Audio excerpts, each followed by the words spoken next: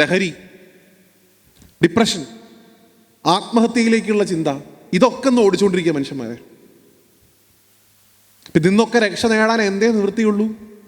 കാക്കശ്ശേരി ഭട്ടതിരിയുടെ ഏറ്റവും മഹത്തരമായിട്ടുള്ള ശ്ലോകം ഉണ്ടല്ലോ, ആപത്ത് വരുമ്പോൾ എന്ത് ചെയ്യണമെന്ന് ചോദിച്ചിട്ടുണ്ട് അദ്ദേഹത്തോട് പണ്ട്. ആപത്തിക്കും കരണീയം. ഇതവിടെ ചിത്രചേച്ചി വരുന്നുണ്ട്. എനിക്ക് നിങ്ങളോട് റിക്വസ്റ്റ്, ഇവിടെ ആരെങ്കിലും ഉണ്ടെങ്കിൽ ചിത്രചേച്ചി കൊണ്ട് പാടിപ്പിക്കുക, ആപത്തിക്കും കരണീയം. ആപത്തിക്കും കരണീയം എന്നാണ് കാക്കശ്ശേരി ഭട്ടതിരിയോട് മലയാള ബ്രാഹ്മണർ ചോദിച്ചാണ്. ആപത്ത് വരുമ്പോൾ എന്ത് ചെയ്യണം? ആപത്തിക്കും കരണീയം. എന്താ ഉത്തരം? എന്താ ഉത്തരം പറഞ്ഞേ? സ്മരണീയം ചരണയുഗളം അമ്പായാം. അമ്മയുടെ പാതാരവിന്ദങ്ങളെ ആശ്രയിക്കാനാണ് പറഞ്ഞത്. ആപത്ത് വരുമ്പോൾ എന്ത് ചെയ്താൽ മതി? അമ്മയുടെ പാതാരവിന്ദങ്ങളെ ആശ്രയിച്ചാൽ മതി. ആ അമ്മയാണ് ആ ശ്രീകോവിലിനകത്ത് ഇപ്പം നമ്മളെ കാത്തിരിക്കുന്നത്. ഏത് ആപത്ത് വരുമ്പോഴും നേരത്തെ പറഞ്ഞ പോലെ അന്യായപ്പെട്ട് മാറത്ത് കൈവച്ച് അമ്മേ എന്ന് വിളിക്കാൻ നമുക്ക് സാധിക്കണം. അത് ഭയത്തോടു കൂടിയാവരുത്. ഭയക്കാത്തവർക്കാണ് വാരിക്കോരി കൊടുത്തത്. അയമ്മയുടെ പരിവാരങ്ങളും ചേർന്ന് ഒരു മനുഷ്യനെ പേടിപ്പിക്കാൻ നോക്കി. അയാൾ ആ ഭഗവതിയുടെ മുഖത്ത് നോക്കി ചിരിച്ചു. അപ്പൊ ഭഗവതി പറഞ്ഞു, നീ എന്നെ കണ്ട് പേടിച്ചില്ലല്ലോ, എന്തെങ്കിലും വരം ചോദിച്ചോ എന്ന്. അപ്പോൾ അദ്ദേഹം പറഞ്ഞത്, എൻ്റെ ആയുസ് എത്ര ഉണ്ടെന്ന് അറിയണം. 80 വയസ്സ് ആയുസുണ്ട്. ഒരു ദിവസം കൂട്ടൂ, സാധിക്കില്ല. ഒരു ദിവസം കുറയ്ക്കൂ, അതും സാധിക്കില്ല. പിന്നെ എന്ത് സാധിക്കും? എൻ്റെ ഇടത്തെ കാലിലെ മന്തെടുത്തിട്ട് വലത്തെ കാലിലേക്ക് ആയിക്കോളൂ. എത്ര സിമ്പിൾ കോൺവെർസേഷനാണ് ഒരു അമ്മയും മകനും തമ്മിലുള്ളത് അല്ലേ? ഒരു കുട്ടി ഉണ്ടായിരുന്നു. ഞാൻ ആ കഥയോടെ പറഞ്ഞ് പ്രഭാഷണം അവസാനിപ്പിക്കുകയാണ്. കുട്ടികളുള്ളതുകൊണ്ടാണ്. ഒരു കുട്ടി ദാരിദ്ര്യത്തിൻ്റെ അങ്ങേയറ്റത്തായിരുന്നു. അപ്പം അമ്മ സാധാരണ രീതിയിൽ ചെയ്യാൻ രാവിലെ ഉച്ചയ്ക്കും ഭക്ഷണം കൊടുക്കും. രാത്രി ആയി കഴിഞ്ഞാൽ ഭക്ഷണം ഇല്ല. അപ്പോൾ കുട്ടി ചോറ് ഇപ്പോൾ കിട്ടുന്ന കരുതി ഇങ്ങനെ ഇരിക്കും. അപ്പം അമ്മ പറയും, അരി തിളപ്പിക്കാൻ വെച്ചിട്ടുണ്ട്, അരി തിളക്കട്ടെ എന്ന്. കാരണം ചട്ടി മാത്രമേ ഉള്ളൂ, അതിൽ എന്തില്ല? ചാവൽ, അരി എന്ന് പറഞ്ഞ സാധനം ഇല്ല. ഇതിപ്പോൾ തിളയ്ക്കുന്ന കരുതിയിട്ട് കുട്ടി കുറേ നേരം അമ്മയുടെ മടി കിടക്കുമ്പോൾ എപ്പോഴാ അത് ഉറങ്ങിയും പോവും. രാവിലെ എണീക്കുമ്പോണ്ട് കുറേ ദിവസം കഴിയുമ്പോൾ അമ്മയോട് കുട്ടി എന്ന് പറഞ്ഞു, മനുഷ്യനെ പറ്റിക്കുന്നതിന് ഒരു പരിധിയുണ്ട്. ഇതിപ്പോൾ കുറേ ദിവസമായി കലം വെച്ചിട്ടുള്ള അഭ്യാസം നടക്കുന്നുണ്ട്. ഇന്ന് എനിക്ക് ഭക്ഷണം കിട്ടിയില്ലെങ്കിൽ ഞാൻ ഉറങ്ങില്ല എന്ന് പറഞ്ഞു. പൊട്ടിക്കരഞ്ഞു. ദാരിദ്ര്യത്തിൻ്റെ പടുകുഴിയിലാണെന്ന് മകനെ അറിയിച്ചു.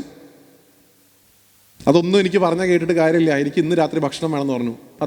അദ്ദേഹത്തോട് അമ്മ പറഞ്ഞു, അത്രേ അടുത്തുള്ള അമ്പലമുണ്ട്, അവിടെ എന്തെങ്കിലും കിട്ടുമെന്ന് നോക്കുക, അങ്ങോട്ട് പൊക്കോന്നു. ഭദ്രകാളുടെ അമ്പലമായിരുന്നു കഥ. അതേപോലെ കുട്ടി അവിടെ പോയിട്ട് ചമ്രം പടിഞ്ഞിരുന്ന് നാമം ജപിക്കാൻ തുടങ്ങി. നമ്പൂതിരി ഇല്ല, അവിടെ നേദിച്ച പായസം ഒരു പഴം പോലും ഇല്ല കിട്ടാൻ. അതിനൊരു മന്ത്രം അറിയില്ല. അതിന് ആകരണ മന്ത്രം അമ്മേ ചോറ് തരണേന്നായിരുന്നു. അമ്മേ ചോറ് തരണേ. എത്രയോ തവണ അമ്മയെ ചോറ് തരണേന്ന് പ്രാർത്ഥിച്ചപ്പോൾ സാക്ഷാൽ ഭദ്രകാളി അദ്ദേഹത്തിന് മുമ്പിൽ വന്നു എന്നാണ്. അമ്മ വന്ന സമയത്ത് അമ്മയുടെ യഥാർത്ഥ രൂപം അമ്മ കാണിച്ചു കൊടുത്തു. എത്രയോ തലകൾ, എത്രയോ കൈകൾ, ഓരോ കൈയിലും ആയുധങ്ങൾ എല്ലാം ഉണ്ട്. അപ്പം അമ്മയെ കണ്ട ഉടനെ കുട്ടി ചിരിക്കാൻ തുടങ്ങിത്രേ. ഞാൻ നേരത്തെ പറഞ്ഞ പോലെ ഈ ഭദ്രകാളി വന്ന് മുമ്പിൽ നിൽക്കുമ്പോൾ ആരും ചിരിച്ചിട്ട് പതിവില്ല. 2 ചോയ്സാണുള്ളത്. ഒന്നെങ്കിൽ വന്ന ആൾ അപ്പം തന്നെ എന്നെ പിടിച്ചോ, അല്ലെങ്കിൽ പിന്നെ അയാൾ എണീക്കാനുമില്ല. അപ്പോൾ ഇത്രയും നാൾ എന്നെ കണ്ട് ഭയക്കുന്ന ഒരു സമൂഹത്തിൻ്റെ ഇടയിൽ ഒരു ചെറിയ ചെക്കൻ എന്നെ കണ്ടിട്ട് ചിരിച്ചുകൊണ്ടിരിക്കണു.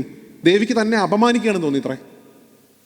ദേവി തൻ്റെ കയ്യിലുള്ള ഖഡ്ഗം പാള് അതങ്ങോട്ട് പൊക്കിയിട്ട്, നീ എന്നെ കണ്ട് അപമാനിക്കുന്നു, ഞാൻ നിന്നെ ഇപ്പൊ കൊല്ലുന്നു തോന്നുന്നു അത്രേ. ഈ കൈ പൊക്കിയ ഉടനെ 2 കൈയും കൂപ്പിയിട്ട് കുട്ടി ഒരു ശബ്ദം പറഞ്ഞു. ഏത് ശബ്ദം?